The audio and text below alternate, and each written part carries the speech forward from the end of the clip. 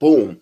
Welcome to another episode of It's Debatable. I'm your host, Sebastian, co-host Justin. We are talking NBA basketball today. We just finished wrapping up the All-Star break. We haven't recorded since then. When I look at it, we didn't talk about the All-Star game, so I'll start off with that. How do you feel about this year's All-Star game? Um, in terms of the entire weekend, I mean, it was okay. It was nothing I feel like we haven't really seen before. I feel like the actual All Star game itself, I feel was better than in recent years. Um, just the whole aspect of, you had all the young dudes on one team, they wanted to prove like, is their NBA right now. And then you had a lot of the old heads on one squad, right? And they was trying to, say that we are still here. And then you had the international players. So I feel like just that aspect, just brought, more of a sense of competition just in terms of that, game itself. The dunk contest, just it was it hasn't been the last couple years. It just wasn't that good. Shout out to all the people that was in it, but it just wasn't, what it was supposed to be. I feel like everybody already knew it was gonna be like that, just based off the names that was in it. Just in terms of that, just real quick, I feel like the stars have to, participate more in it because, as much as these young dudes, right, in terms of how they had to feel this year, or if it was G League players or whatever it may be, if you don't have the stars doing it, I just feel the fans aren't going to be as, just compelled to it. Like I feel like if you had the John Morants and the Zion Williamsons, right, and the people you might want to see in the competition, if they had did some of the dunks that was performed, right, it would have been more gassed up just because of the name itself. So I feel like that's the direction they're gonna have to go in if they want to keep that. The 3 point contest is always good. You just see the best shooters. I feel like it always literally comes down to the last shot. Shout out to Dame winning that. But overall, the weekend was just okay. I agree to your points. I think with the dunk contest, there's two things that I would say. I think one, there's only so much dunks that you could be creative and think of when it comes to dunk contests, though, because we really seen the best of the best do probably one of the craziest shit. So to keep having that creative mindset and think about which new dunk I'm gonna do next and be able to perfect it, that takes a lot of skill and training too as well. I feel like that. And then to your point as well, to where some of the big names, even if they do some of these dunks that some of these young players do or these G League players do, it would just be gas because of the names. Like if I seen John Moran do some of the dunk that Keyshawn Wilson and Keyshawn Johnson did, where whoever won that dunk contest, they would have gassed it up and gave it a 10 out of 10. I think sometimes we go into these dunk contests, we don't know these players like that. There's not a history behind them. They're not really a household name. There's just a bunch of young players that are still getting acclimated to the league. Some are on two-way contracts. Some don't even get that much burn like that, so we don't really see them on a night-to-night basis. The closest thing we seen to a night-to-night basis is probably Jackson Hayes, and he went out there and just did the most basic dunk that Philly if LeBron did. They would have given him a 10 out of 10. So I think that's what it is. I think it should be more of a popularity thing than more of a, yeah, we know you could dunk the ball. You got this amount of dunks as a game, but I think we got to get more familiar with household names. The 3 point contest, to your point, is always going to be there though because I feel like the 3 point contest is really based on like your shooting abilities and just how much threes you can knock in a row. But for this All Star game, I think the little skills challenge they had with the three teams with the celebrities passing the ball to what was it, Conca Nipples, Scotty Barnes, and what was it? I forgot. And then you got an NBA legend. I think that shit was more entertaining than the dunk contest too, because you had guys like who was shooting lights out. Allen Houston, like the old vets. Rick Smith was passing the ball. Who else I was thinking of? I'm missing a couple of players. Corey Maggette, you get to see out there shoot. Like it was kind of interesting. That skill shit was interesting. I think a lot of fans was jumping for that too as well. But other than that though, All Star Weekend, the main game itself on Sundays. I love how everybody came out competitive. That's one thing I'm gonna get out the way. I love how when Anthony Edwards said how Wemby set the tone on how we should play this game, it was very interesting to see. I liked it when I was watching these couple games, how I see players going after it. The first game went into a tie, went into overtime, first to 5 point win. And I think it would have been way better if we had Luka Doncic playing, Giannis playing, and Jokic playing for Team World. I think Team World would have done a lot of damage. Shout out to the Young Bucks. They was doing anything. Kate Cunningham, Scotty Barnes, I believe it was, Anthony Edwards. They played real competitive towards the end too. And the OGs, that second game they had against the Young Bucks, where I think Kawhi Leonard had like Kawhi Leonard. I forgot how much points Kawhi Leonard scored. I think he scored 30 in that quarter, but I'm watching this game and I'm like, yo, they are playing though. And it really goes to show you that these are the best of the best players in the NBA. And at any given night, any one of them could go for 30. And Kawhi Leonard was a proven factor right there that, at any given point, I could go for 30 or somebody else could go for 30. That these are the best players in the world. And we can't get them mistaken.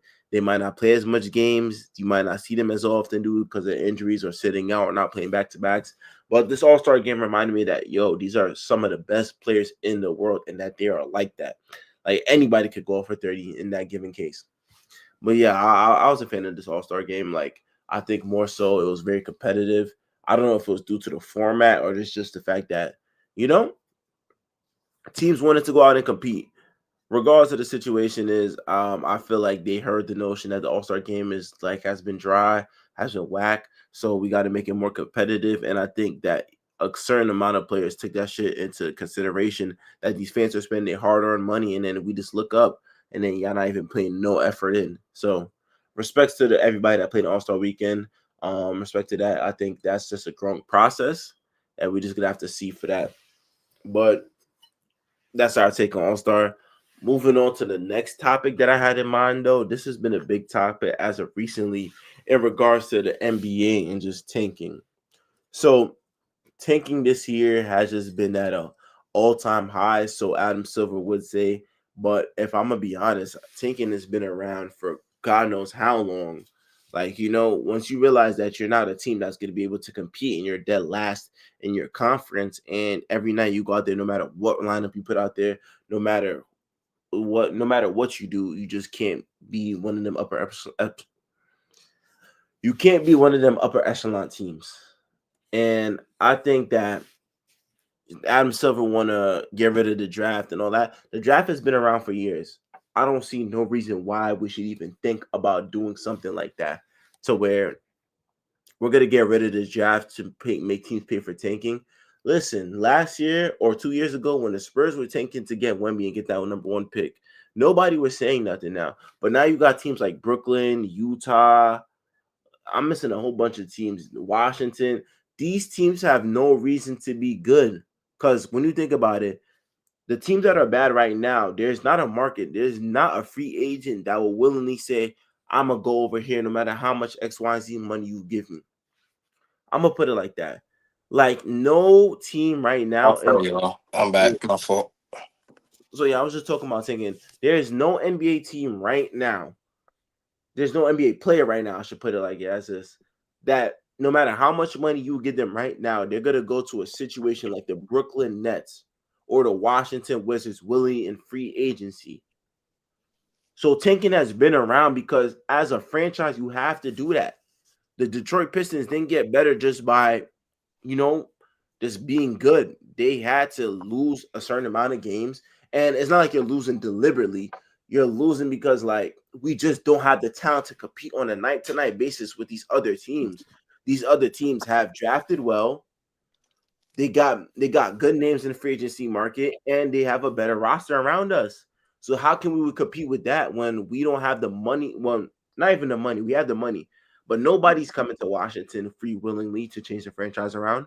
Nobody's coming to Utah to change the franchise around.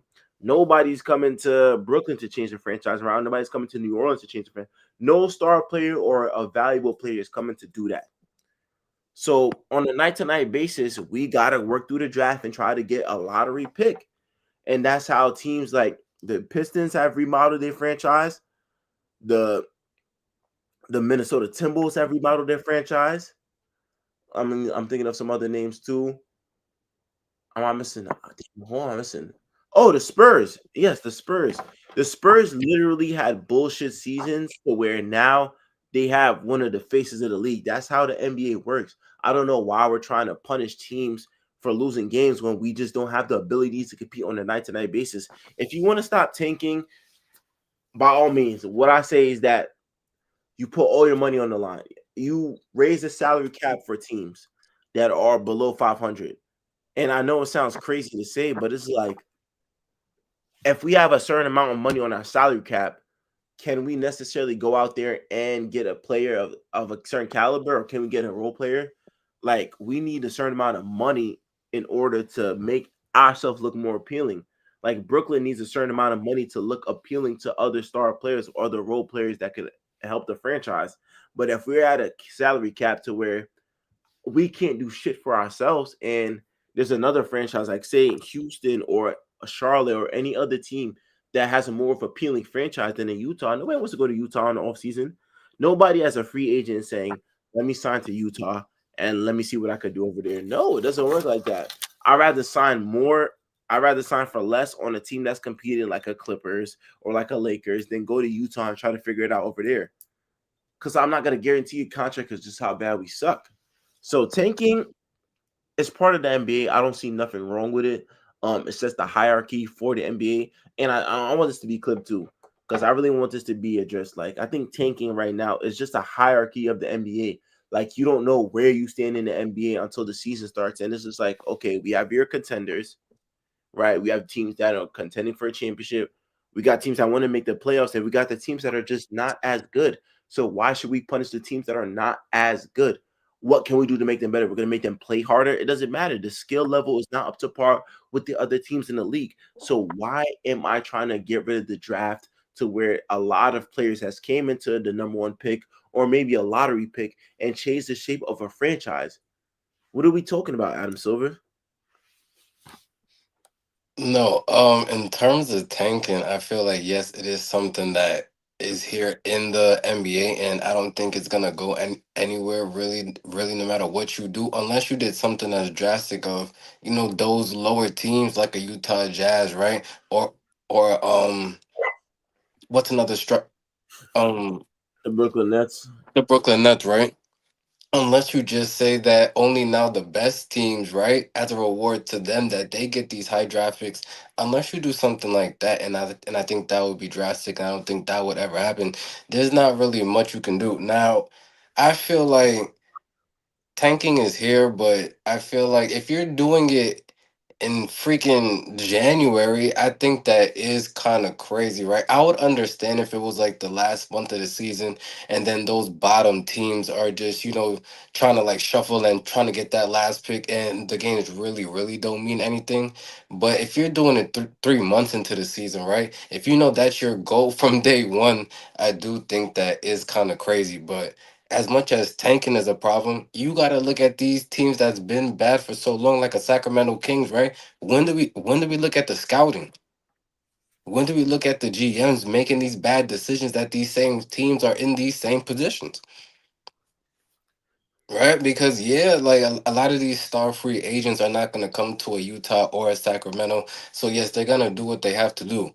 But also when they are heading in the right direction, the upper management just start doing some crazy shit. Like, look at the Sacramento Kings that was a third seed about what 2, 3 years ago, and then what did they do to build off that? Trade Darren Fox. Bring in the Chicago Kings by bringing in DeMar DeRozan and Zach Levine. Yeah, Charlotte so like, yeah, has so plenty like, of balance. yeah, so like a Utah Jazz right now, I seen like it feels like all their star players just kind of now just got shut down for the season.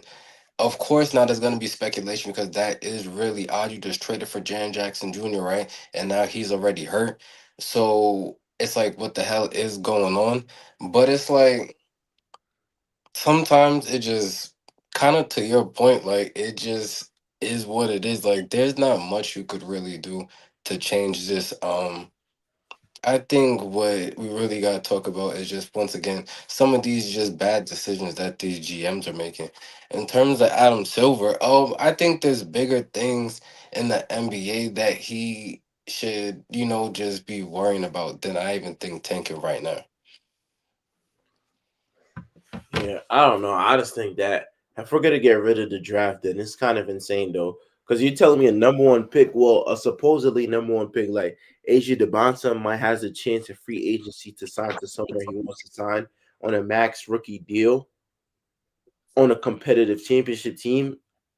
No, no, that means like poverty franchises are not even going to get a chance to even sign these type of players even in the draft. Because if you're telling me I have a chance, I'm a lottery pick, and I have a chance not to go to Sacramento, not go to Utah, or not go to any of these lower bottom teams, I have a chance to do that, and I have a chance to sign on like a rookie max on a team that could be somewhat special, like say like a Charlotte Hornets or like an Indiana Pacers. Like you get what I'm saying? Why am I signing to the Utah Jazz? Why am I signing to the fucking to Brooklyn Nets? Why am I signing to these bum ass franchise teams right now when I have a chance to sign somewhere on a rookie max and be special somewhere else and not struggle for my career? So it's a lose lose situation for the NBA with tanking. Like tanking is just here. I think that it's been around for quite some time. Niggas must have forgot about the whole trust the process situation to where we shut down a whole bunch of players in Philly when we was asked in Philly for a whole bunch of years now. And you know what I'm saying? And to a point where you got back to relevancy and getting back to the playoffs to a certain extent. It's not gonna happen. Like tanking is a hierarchy in the NBA. Like it's just one of those things that you don't like it as a commissioner league because you want teams to be competitive, but it's only so much competition you can have. Like if I only won 6 games in the year, if I was at the Charlotte Bobcats team, you're gonna tell me to stop tanking? The Charlotte Bobcats that only won like 6 games that season, 7 or 8 games that season. You're gonna tell me tanking was a problem back then? It Right. doesn't. But that's what I had to say on that topic, though. But moving on. I wanted to dive into this team a little bit. And post All Star break, this team has kind of had this weird stigma around it due to one certain player. I don't know if you've heard recently about what we call the KD files, to where Kevin Durant, Loki, has been quoted on being on a different burner talking about all his teammates, past teammates. They don't know if it's true or not, but these are the allegations that he's been on the burner, talking about Jabari Smith is retarded, how Shangoon is ass, how when he was playing with Devin Booker and Frank Vogel, how his dictatorship, how there's no accountability for Stephen Curry, and how they call Russell Westbrook the cocaine triple double bear.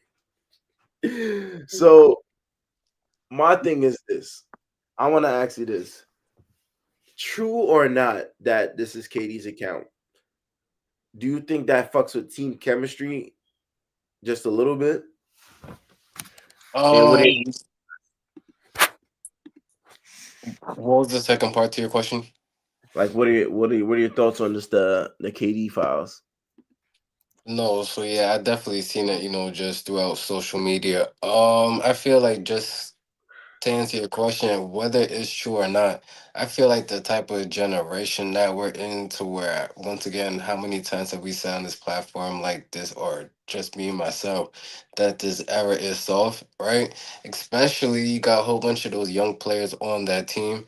I definitely do think that, they do think about it because Kevin Durant does have this type of history.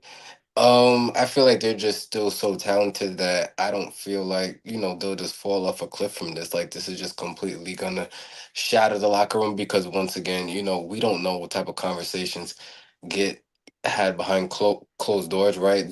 Did they address this a situation? Did they not? Who knows, right? Um, I feel like Kevin Durant, if this is true, I feel like that's kind of weird, like, to have all these very strong opinions about all those things that you mentioned. But once again, wasn't he caught for like doing this before? Yeah, this is nothing new. He fucks with the burners. Yeah, so whether it's true or not, I would hope that, they continue to try to be on the same page and try to be adults about this. I feel like this is a team that, has a chance to make some noise in the playoffs. So In terms of that, I don't think it's gonna affect anything too much. Kevin Durant is who he is. You know what he comes with when you sign him to your team or trade for him. But overall, I think this is something that will just blow over. Ah, I don't know, man. You know how the media gets. You know the media will try to tear somebody apart and try to tear a team apart. And the first practice that the Houston Rockets had, they did some weird shit as saying how Kevin Durant's guarding Jabari Smith. And Jabari Smith commented, he's just like, yo, I was not expecting that. But for this Houston Rockets team to be where they at right now, dude, I don't know if this is something mentally that could make or break them. You know how everybody want to put the notion is like, they're locked in. The media is just gonna go on and on. Say if these Rockets go in a bad slump, that's the first thing they're gonna bring up. And this is a Rockets team already that still trying to find themselves. They're fine right now where they at. I believe they're fourth seed, but still trying to find themselves too, trying to find that continuity together. Still trying to find that good chemistry. So I feel like with just how young these players are, something like that could really get to their head. Like even like I look back at like even the Lakers with all the young players that they had, and when the trade deadline came around, how they was all panicking, how they was like happy, like they weren't going to get traded. There was all the speculation that they would get traded. I think the littlest shit with young players can really get in their head more so as a vet like KD that's been around. True or not, like he knows how to keep basketball the main priority. So I don't want to say like I want to put that notion out there though, but you got to take an accountability some type of way how if something like that in the media can fuck up their team chemistry or their morale. Yeah. But once again, I think once playoff times come, right, we are in that time of the season to where teams are gearing up for that, right? They're all trying to jockey for a position, especially in the Western Conference, right? To where if you do have a bad week or 2 weeks, right, like you said, you can find yourself in the play-in. I think this is a team that knows where they was at last season, to where they felt like they needed a Kevin Durant to get over the hump. We seen what happened against the Golden State Warriors, to where just that veteran experience just came into play. So I think they know it's on the table, and I think moving forward that overall they will be okay. Okay, okay, I feel. All right, so moving on. The MVP race right now. We see two names has just really been at an all-time high, more than ever, due to the fact that this new 65 game rule hasn't been applied to a lot of these players now. When we talk about players like Jokic, Giannis, Shea Gildas, they saying now that Cade Cunningham or Jalen Brown might win it by default, though. Let me get your thoughts on that. Do you think that is it taken away from the player, or that this new rule is just taken away from the race itself? Well, I do feel like it is right as of right now, as it's been right an 82 game season. So I feel like yes, you should play a certain amount of games. You can't get to play 30 something games, and just because you average 40 during that time, that you're the NBA MVP, right? It has to be some type of longevity, and how consistently can you do it over a certain amount of time, right? Right. So Shea Gillis Alexander has missed time, right? Jokic missed time, all these players.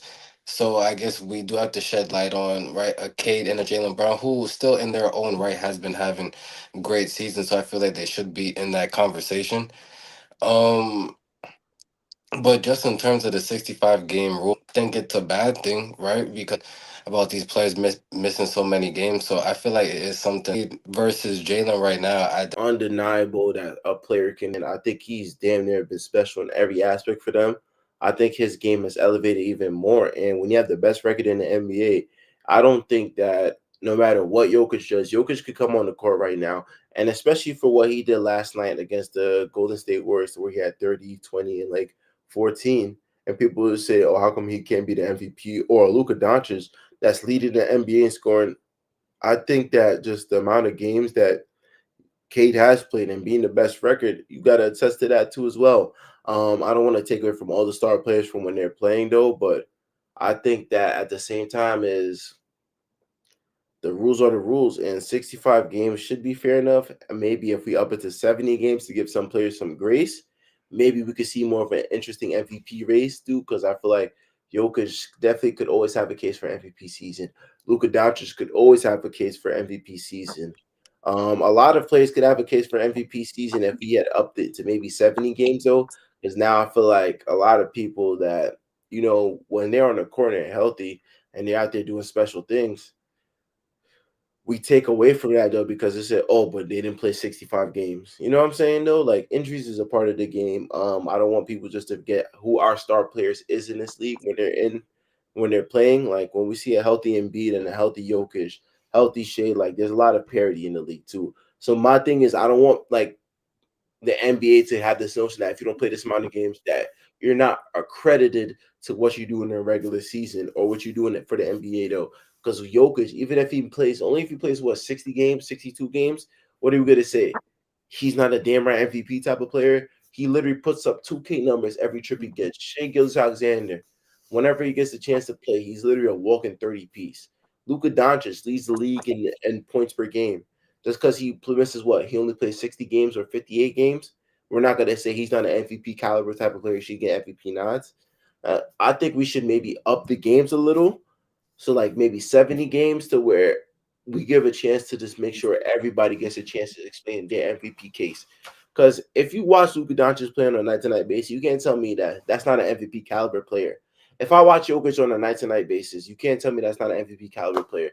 Same thing with Shea. Same thing with it. Well, Embiid only plays like 30 games a season, so I can't really say that. But Giannis, like, there's so much players though, But and still, but I don't mean to cut you off. As much as we can say that, right? This is most valuable. Availability is the best ability. You have to be there. You can't just play 40 to 50 games and say that you should win the most valuable player, right? Consistency and longevity. Like, how much does that matter to you as a fan? Them being there every single night compared they're just here, like, because look at a Kawhi Leonard, right? Kawhi Leonard, when he's on the court, he is amazing and he puts the Clippers in a great position.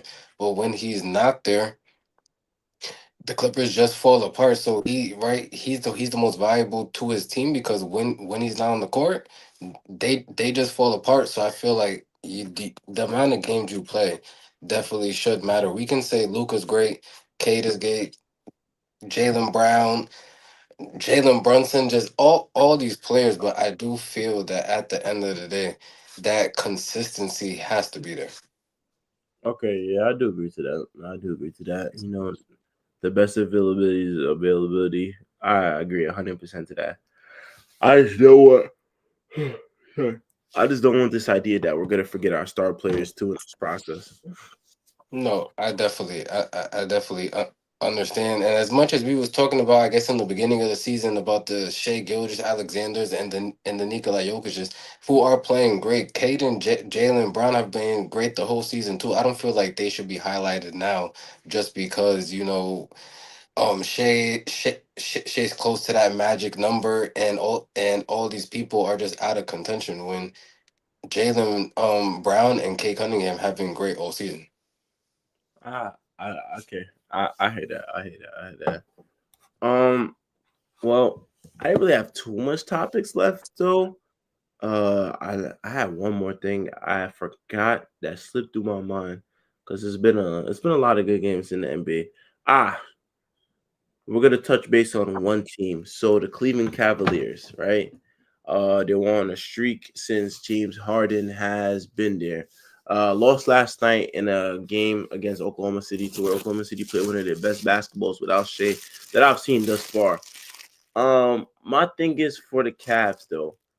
What do you think is their ceiling for this season though? Like, do you think it's a finals, a conference finals? I know we have this James Harden notion that he doesn't show up in the playoffs when you need him the most, though. And do you think it would be different this year in the backcourt? I mean, in the front court of James Harden and Donovan Mitchell. I feel like a lot is riding on James Harden because you get rid of a Darius Garland, right? And you bring in a James Harden who, is a great player and makes the game easier for his teammates, right? especially in this situation right here with him being paired with the Jared Allens of the world and the Evan Mobleys. Here's my thing. I don't trust them in a playoff series because what I've seen thus far is just them just not showing up in just in those big moments. Now you bring in a James Harden who yes can be great in a game 3, right? But then in a crucial game 6, he's not there. So they're going to need him. I know what Donovan Mitchell is able to do. He's can night, and he's going to show up in the playoffs. Whether on official, can James Harden be on them too much on their own? Figure it out. But I do think can get to a finals. But we're gonna have to see how he performs. For you, you say the pressure conference finals. You got that Chris Paul notion to me. Don't get me wrong though, an all NBA caliber player, one of the best shooting on a night to night basis though. I think that this year, I think something done in the playoffs, and I think that he needs a conference final. Mitchell going home in the first or second round. I need to see Donovan Mitchell late in April, May, and June. And what better time than now? You have a point guard in James Harden that has made Jared Allen look the best that he's looked in his whole career thus far. In these past couple of games, Jared Allen has been a 20 and 10 type of guy and looking like an all-star caliber guy. You still got Evan Mobley, who can sort of take a back seat now. I don't think that we're really depending on Evan Mobley as much as we was when Darius Garland was around, but still has to be special in his own sort of way. And I just think that right now, this team right now, you make a trade like that, you're not expecting a championship though, but I'm expected to get to the conference finals or the finals or fuck it, or even win it all though. So in this case scenario, if you don't make that move for Darius Garland for James Harden, unless you're thinking about contending for the finals or the conference finals. So there's a lot riding on it. And right now, I'm gonna put the pressure more on Donovan Mitchell, just for the fact that he's the leader of this team and more so that I don't need to see a conference final. I feel like you're too damn talented. You're too much of a good player in this NBA to not have a conference finals under your belt. You're dead ass under the same stigma as Joel Embiid. The only difference is Joel Embiid got an MVP to show for something at least. Donovan Mitchell hasn't got no MVP nods, hasn't gotten no conference finals or no. You know what I'm saying? Though majority of his peers has been there, and I don't want this thing to where now we're discrediting his greatness just over the fact that he hasn't been there, but he has to get there. And this year, I don't want to hear no excuses. I don't care if there's no Max Strus. You have a hell of a starting five that could get you there. And I'm a firm believer in that. They have a hell of a starting five that they could do some damage. No, I definitely agree. Donovan Mitchell is gonna have to show up, but once again, you make that trade for a reason. You think James Harden is that missing piece. I'm gonna need Mr. Harden to show up, and we're gonna see as we get closer to the playoffs. And once we're there, how does he perform? He has to perform too as well. There's no way around it. James Harden has to perform. But I think more so it has to be Donovan Mitchell that leads the way. James Harden is a sidekick in this case role. Like, you know how sometimes Robin might do the best work rather than a Batman? I expect that. And my thing is that we was critical of James Harden when he didn't show for Philly in game 7, but neither did Joel Embiid. I think they both shared like 10 points a pop. I think in this case scenario, as long as Donovan Mitchell stays special throughout the playoffs, James Harden is gonna have to have a game or three a game or three to where he's just as special too. So the pressure's on both of them. And this doesn't exclude you, Evan Mobley, too, because you are a lottery pick. You are somebody that's in the talks of rookie of the year. Evan Mobley does not get excluded from that. You got to be special, too, because now the pieces are all surrounded around you. I don't see no reason why you shouldn't be competitive. And there's no such thing. I don't want to hear nothing about a first round exit, second round exit. It got to be conference finals or finals for with this team, man. I don't want to hear nothing short of that. Literally, I don't want to hear nothing short of it because right now this team they competing. Everything's all good and gravy. I don't want to hear nothing about year 2. How James Harden is saying, "Oh, I don't think this team has what it takes. I want another trade." This is it. This is it for Donovan Mitchell. This is it for James Harden. Make this team special. Make Cleveland great again. I think that's one of the most important factors of this all. Make Cleveland great again. It's a tough road though. Even though I don't see them beating my Knicks. Nope. I think the Knicks, they they're gonna handle every team but Detroit. And when Justin gets back, I guess I could talk to him about it. Unless I don't know what's going on with the service though. But the Knicks, great win against the Houston on Saturday. By the way, keep it up. But overall though, that was really the only question I had to ask though. I think right now I covered base on the Cleveland Cavaliers. The Cleveland Cavaliers, y'all gotta show up this postseason. Anything short of a conference finals is nothing much but a failure. So I want to say that. But overall though, thank y'all for tuning into an episode of It's Debatable. Once again, I'm your host, Sebastian. Justin, doing whatever you got to do. But continue to like, comment, subscribe. Whatever it is y'all got to do. Let's just keep pushing the content, though. I'm sorry that I haven't been able to record. Life be life, and though, when I be recording these episodes, though, this is kind of like my hobby to where I'm just getting shit off my chest. Y'all I feel, man. I appreciate everybody that be in the comments, interacting with us, our takes, whether y'all like the takes or not, though. This should be like, I don't know, man. It's like it's cool to see that y'all interact with just what we gotta say. Rather y'all agree with us or disagree with us. Y'all always put your inputs in for a minute. Feel me? I'm just grateful for just the chat. I'm grateful for everything, man. But that's gonna do it for this episode of It's Debatable NBA edition. Stay tuned. We're gonna be talking WWE on the road to WrestleMania. Monday Night Raw is coming up soon. Let's do it. But appreciate y'all.